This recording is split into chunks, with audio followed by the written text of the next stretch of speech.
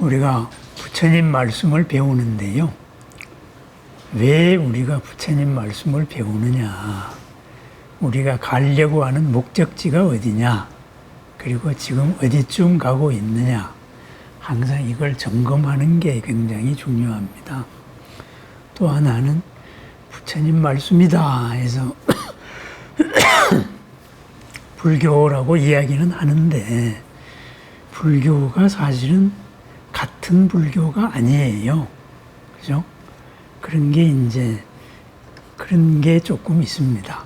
그래서 우리가 어떤 불교를 어떻게 수행하느냐, 그것이 굉장히 중요합니다. 부처님께서는 이제 처음도 훌륭하고 중간도 훌륭하고 끝도 훌륭한 법을 설하라 이렇게 말했죠. 설해야 되는 이유로서는 모든 사람의 이익과 안락을 위해서 설하라 그랬어요.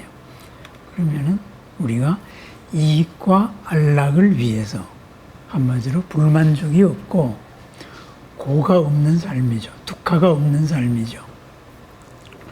그걸로서 가는데 무엇이 두카가 없는 삶이냐?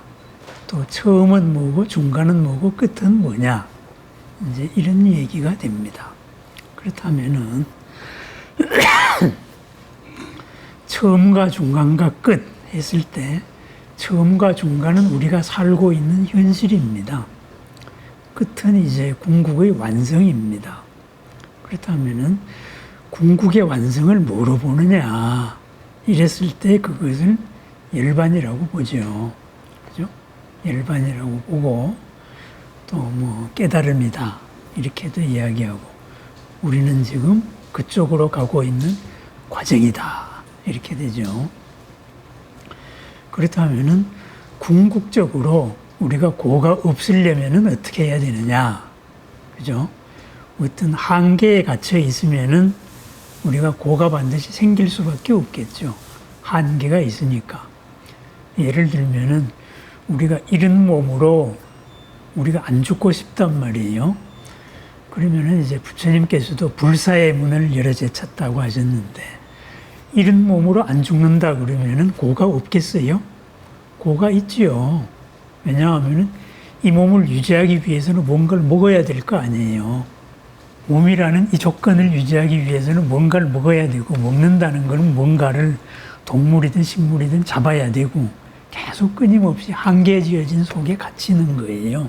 그렇다면은 궁극적인 것은 이제 이러한 것을 벗어나서 영원한 것을 찾는 거겠지요. 그러면은 그 궁극이 뭐냐? 여기에 대해서 이제 인도적인 사상에서는 크게 두 가지가 나눠져요. 하나가 이제 뭐 우리가 말하는 힌두적인 전통이죠. 이런 거에서는 궁극은 이제 브라만 절대신이 있다. 그 절대신의 한 분화가 나다. 그래서 내가 절대신과 이렇게 합쳐지는 게 궁극의 목적이다. 이렇게 돼서 버마이력 이렇게 얘기하지요.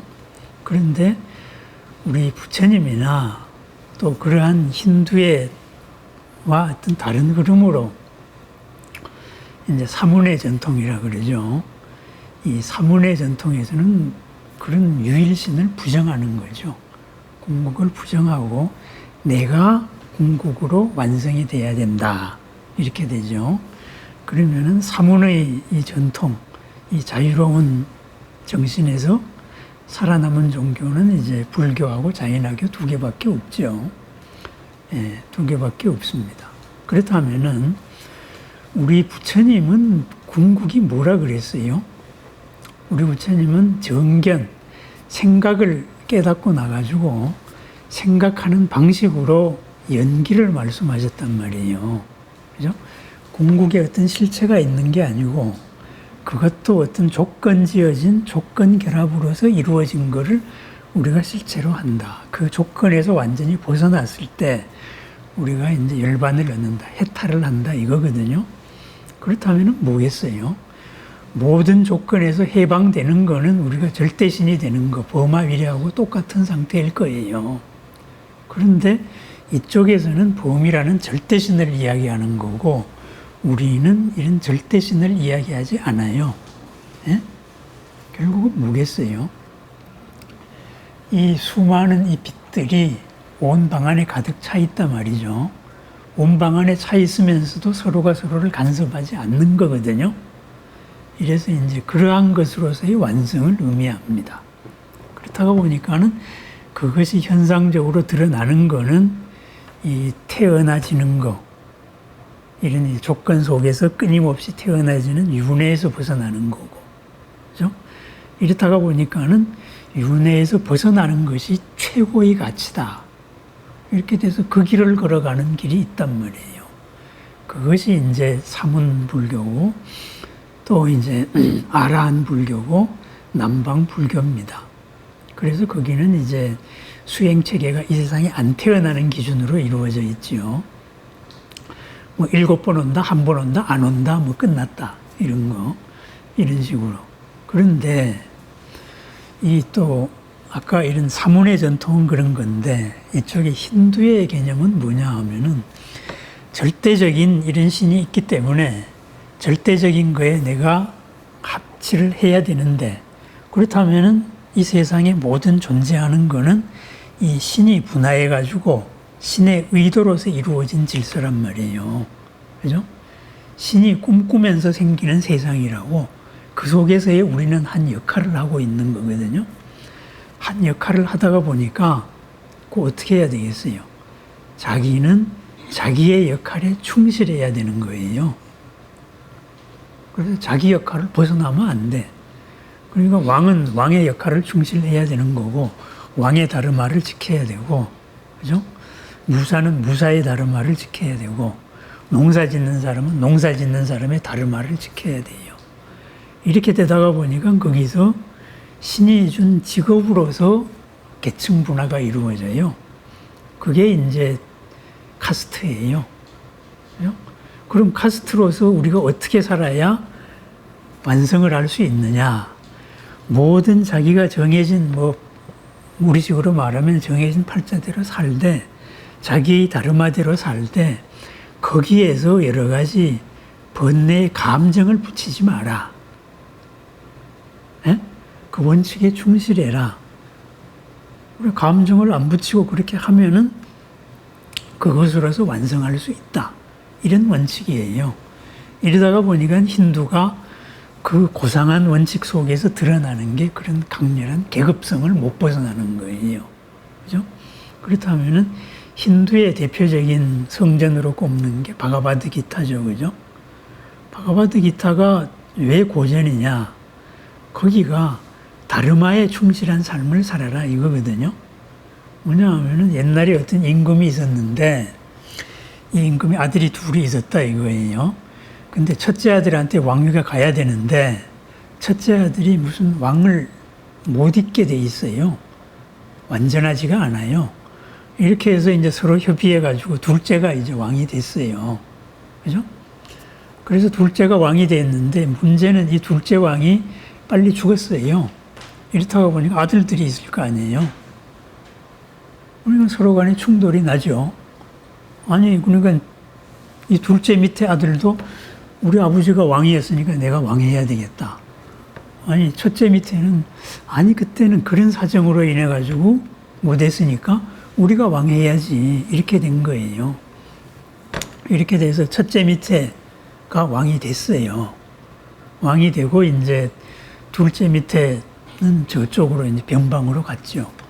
그런데 둘째 밑에 있던 그 셋째 아들이 가만히 생각하니까는 아무래도 아버지 나라를 뺏긴 것 같거든. 이래가지고 이제 자기가 정통이다라고 선언을 해요. 네? 선언을 하니까 어떻게 돼요? 인도에서는 이제 이런 식이에요. 내가 선언을 하면은 내가 말을 한 마리를 쫙 말을 사방에다가 풀어요. 호화로운 말을, 흰 말을 풀면은 이제 그 말이 이 왕을 대표하는 거니까 당신한테 따르겠습니다 하면은 이제 귀하게 대하고 그 말을 죽여버리고 먹거나 이러면은 이제 전쟁이 나는 거예요. 그러니까 첫째네 집안에서는 이게 무슨 이래가지고 이제 그럼 전쟁이다 이렇게 됐어요. 그래서 이제 이쪽에서 전쟁을 하러 와 보니까 자기는 왕자로서의 다르마를 지켜야 되겠다. 이렇게 해가지고 전쟁이 났는데 막상 싸우려고 보니까 전부 삼촌하고 사촌들이잖아요. 그죠? 옛날에 왕년에 같이 놀던 사촌들이잖아요. 그리고 아저씨하고 형제들이라고 이래가지고 갈등을 하는 거라. 그때 이제 이 사람의 마부, 그 마부가 이제 크리슈나예요. 예? 이 마부가 이제 당신은 당신의 다르마에 충실해야 된다. 예? 그래서 너는 너희 다르마에 의해 가지고 싸워라. 예? 싸우는데 이기든 지든 상관없이 너희 다르마에 충실해 가지고 싸워야. 대신에 싸우는데 거기에 일체 감정을 붙이지 마라. 에? 미워해서 삼촌을 죽이지 마라. 나라를 내가 뺏어야 되니까는 사촌을 죽이지 마라. 그냥 원칙에 충실해서 싸워라 이거예요. 그래서 다르마와 다르마가 충돌을 할 때는 자기 다르마에 충실하게 살아라. 그런데 어떤 마음가짐을 할 것이냐 해서 번뇌가 없는 맑은 마음. 이래서 이제 이런 이제 감정을 붙이지 않는 청정한 마음, 이 마음에 대한 이제 쭉 설득 과정이 그게 바가바드 기타예요. 배경이. 결국 내용은 뭐냐 하면 원칙에 충실해라 이거예요. 예를 들어서 내가 이제 장가를 갔다. 그러면 부인이 왔다. 그럼 부인한테는 내가 남편으로서의 다르마가 있단 말이지. 그런데 이제 엄마가 내 부인을 괴롭힌다. 에? 그러면 엄마한테는 아들의 다르마가 있단 말이에요. 아들로서 해야 될. 이거에서 두 개가 충돌했잖아요, 지금. 나는 내 마누라를 지켜야 되는데. 에? 엄마도 버릴 수 없는데. 이런 때는 내가 한 다르마를 선택해서 하되 엄마하고 다투더라도 엄마를 미워하거나 하지 마라. 이게 이제 힌두예요. 그게 바가바드 기타예요. 에? 이건 바꾸어 말하면 뭐겠어요? 현실을 충실하게 살아라 이 말이거든요. 그렇게 해가지고 그래야 깨닫는다. 이런 말이에요. 그렇다면은 이러한 것이 이 바가바드 기타가 성립된 때가 이제 서력기원으로 한 BC 3세기 이때쯤으로 잡아요. 그럼 그때가 언제냐? 그게 불교가 아소카 왕이 인도를 통일하고 우리가 소승불교로 인도가 국교가 돼 있을 때예요. 사문불교가 이거일 때거든. 이때 저 사람들은 출가라고 한다. 출가를 최고의 가치로 치고 현실의 삶은 그렇게 큰 가치를 안 둔다. 그러니까 이쪽에서는 현실의 가치가 최고다. 이렇게 주장을 하는 거예요. 그래, 이것이, 이런 전통이 계속 이제 서로 이렇게 하다가 이게 불교 내부에서 드러난 게 대승불교예요. 대승불교. 그러니까 대승불교는 궁극으로 부처가 된다. 우리가 신을 따르지 않는다. 여기에서는 불교예요. 그죠?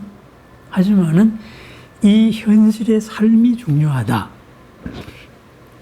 이것이 이제 조금 달라지는 거예요. 부처님 말씀으로 가면은 처음도 훌륭하고 중간도 훌륭하고 끝도 훌륭한, 여기에서 처음과 중간을 훌륭하게 살자. 이렇게 되는 거예요. 그렇다가 보니까 어떻게 될까요? 모든 수행은 지금 이 자리의 삶에서 바로 체득이 되고 증명이 돼야 된다. 이게 대승불교입니다.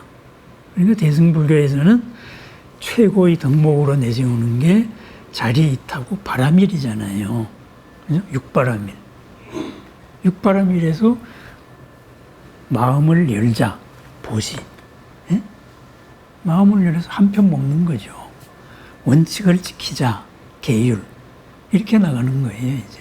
그래서 같이 사는 가르침으로서 된다. 이거죠. 그렇다면 우리가 결국은 인도에서 이 두 전통이 불교 안에서 나타난 게 요 출가 위주의, 예? 그냥 이건 필요 없어. 끝으로 가는 게 중요해. 이 아라한 불교와, 예? 현실을 처음도 중간도 잘 사는 게 중요하다. 이 대승불교, 보살불교로 나눠지는 겁니다, 이제. 그렇다고 보니까 살생에 대해서 어떻게 되겠어요?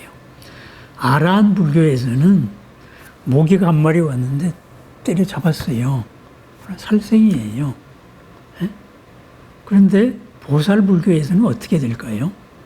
그죠? 이 공동체의 이익을 위해서 모기를 잡았어요. 모기를 잡되 모기를 미워하지는 않지, 우리도. 마음 공부를 하니까. 예? 그 번뇌가 없으면 바가바드 기타나 이런 힌두하고 똑같은 거예요. 다만 궁극이 여기는 신이고 우리는 나의 완성이고 연기니까 그 차이일 뿐이에요. 예? 바로 그렇게 되니까 현실을 살기 위한 여러 가지 도덕이 나오는 거예요. 그죠? 내가 스님인데 예를 들어서 저래 길에 어떤 여인이 빠졌다.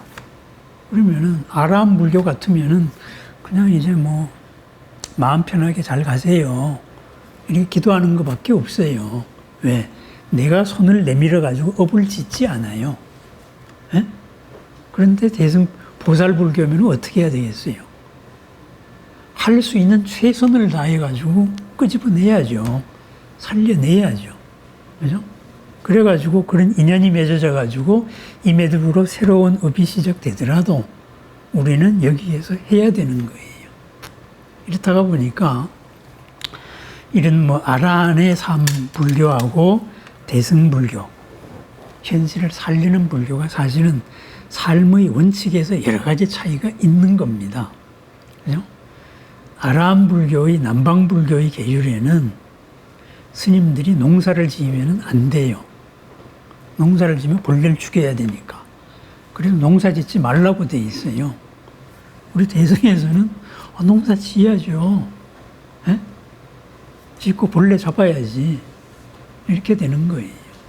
그래서 우리가 자꾸 불교 공부를 하면서 혼동을 하기 쉬운 게 이 아라한 불교의 원칙을 가지고 자꾸 우리한테 이 보살불교에 적용을 하려고 그래요.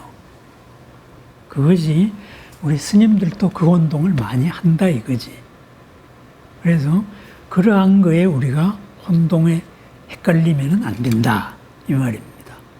지금 우리가 뭐 여러 가지 과학이나 이런 물리학이나 이런 데 보면은 실험을 하잖아요. 예를 들면은 뭐 비행기를 만든다.